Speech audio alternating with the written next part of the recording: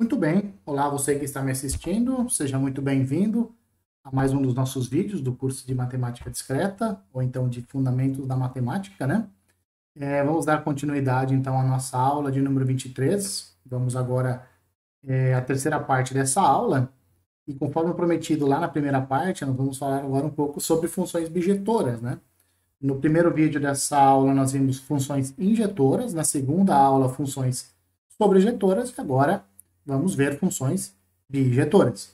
Como você já deve ter imaginado, né, ou deve ter aprendido, o prefixo bi no português, ele tem um sentido, tem a conotação de dois, né, tem uma conotação de dupla, de dois e assim por diante, né. Então você tem lá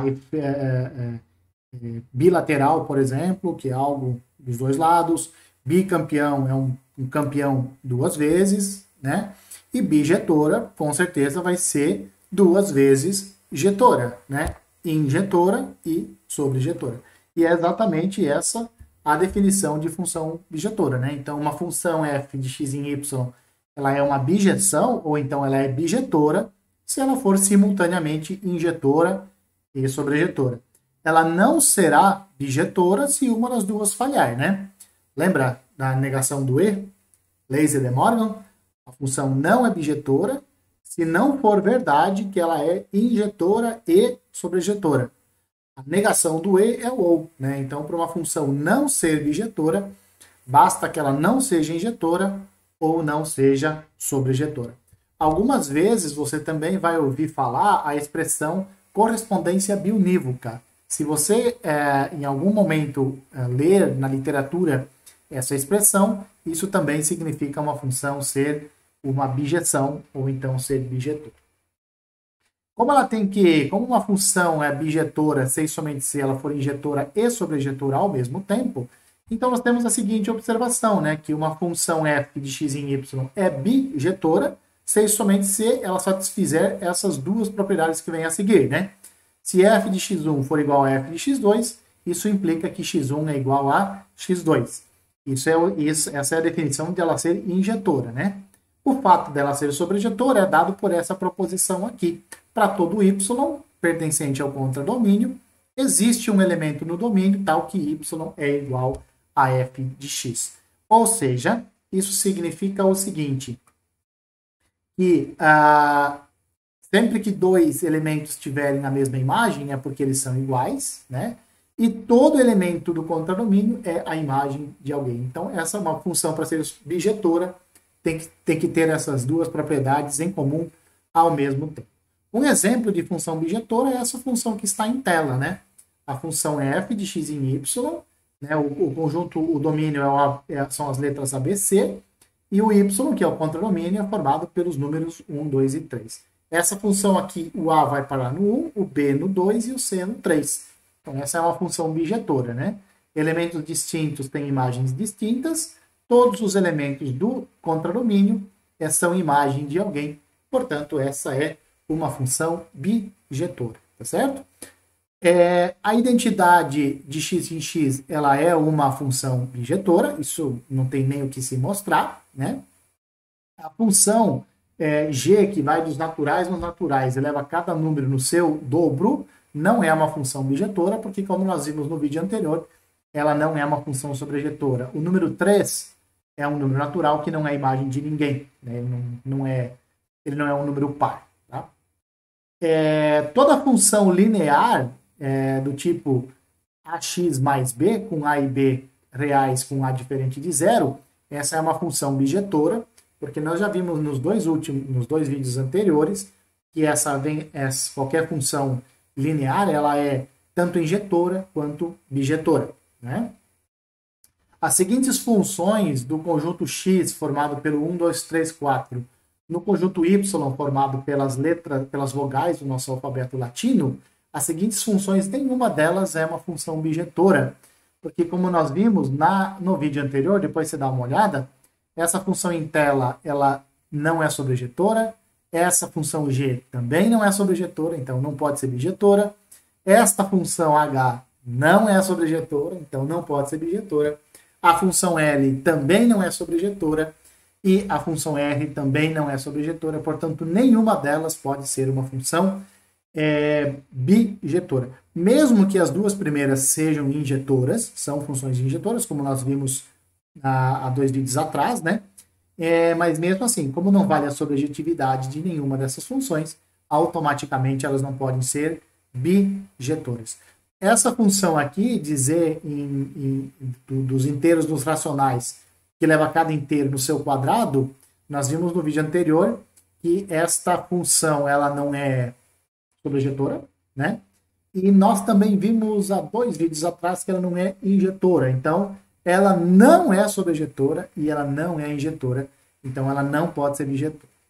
Essa função que vai dos inteiros para os E6, que leva cada elemento na sua classe, nós também vimos que ela não é sobrejetora, desculpa, que ela não é injetora, e, portanto, ela não pode ser bijetora.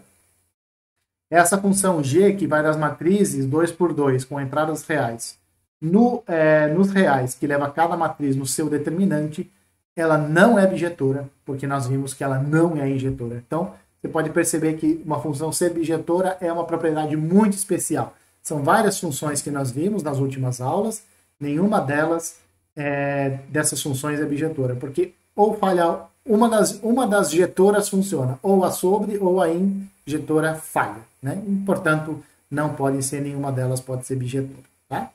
Na aula 22, na parte 3, onde nós falamos de imagem direta de uma função, nós enunciamos a seguinte propriedade da imagem direta. Se f de x em y é uma função, e a e b são subconjuntos de x, então a imagem da interseção é igual à interseção das imagens, tá? Isso aqui vale também para a união, tá? Nós enunciamos isso para a união e nós enunciamos isso para a interseção. Só tem um pequeno problema aqui.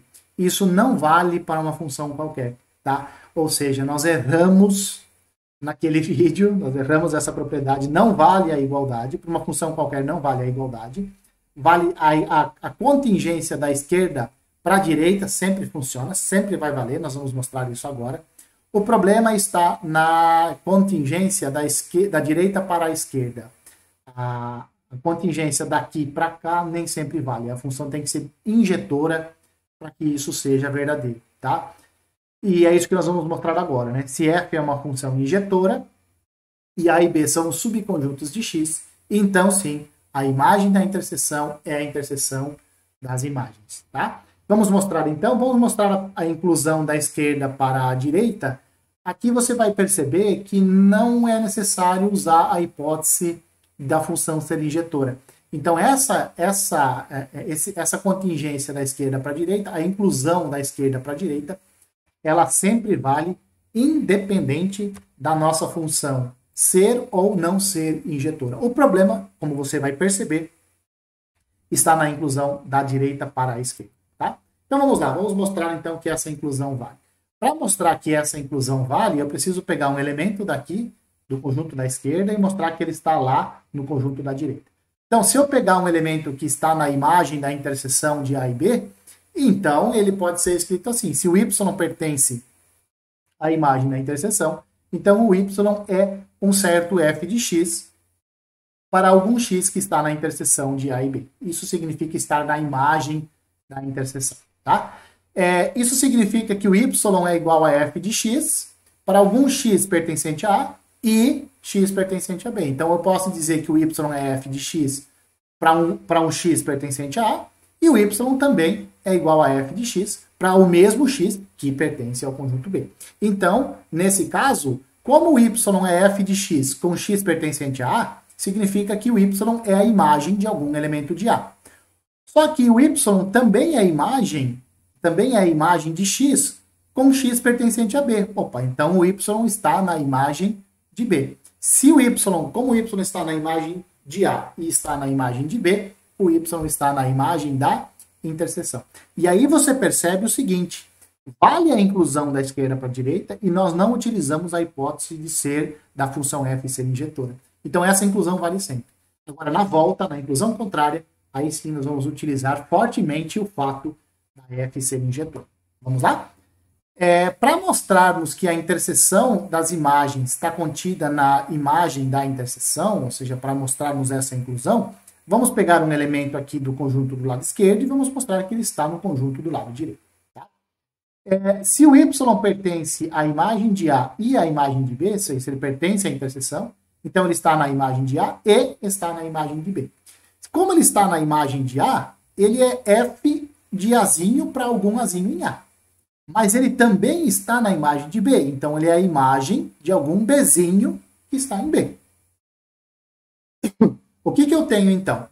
Eu tenho que meu y ele é igual a f de A, e o meu y também é igual a um certo f de B.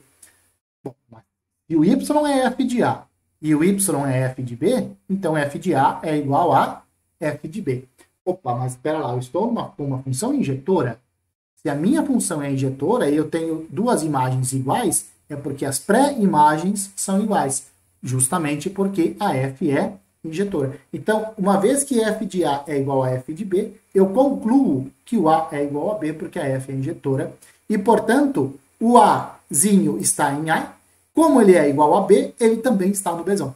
Tá? Então, o A está na interseção, e, portanto, y, que é igual a f de A, ele pertence à imagem da interseção de A por B, justamente porque o y é f de alguém, e esse alguém nós mostramos que está na interseção.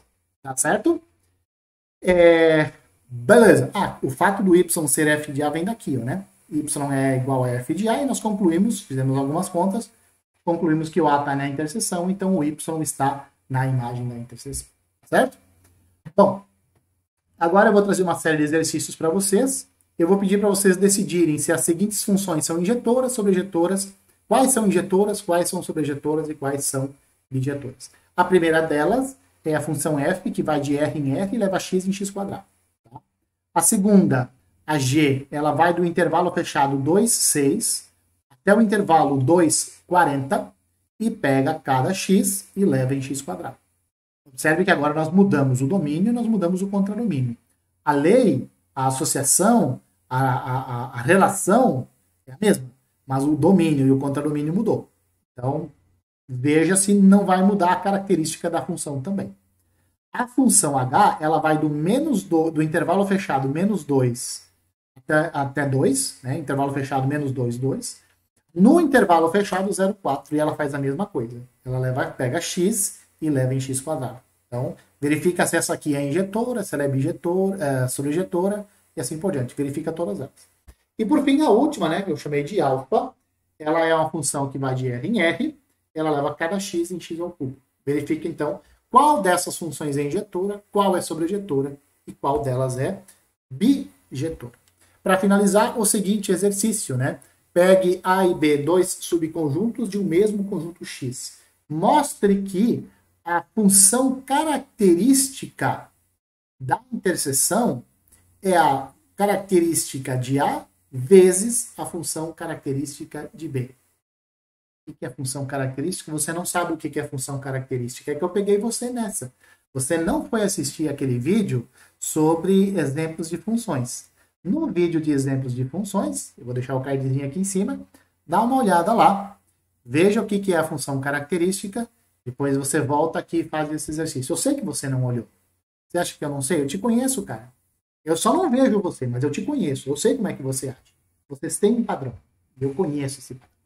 Você não assistiu. Então, vá lá, veja o que é a função característica e mostre que a característica da interseção é a característica de A vezes a característica de B. Beleza? Com isso, nós ficamos por aqui. Encerramos essa aula, essa parte 3 da nossa aula de número 23. O que virá na sequência agora são funções inversas, ou seja, quando toda função é uma relação, né? E toda relação tem a sua relação inversa. A pergunta agora é a seguinte: quando que a relação inversa de uma função é uma função? Porque nós vamos mostrar que isso pode não acontecer. A relação inversa sempre existe.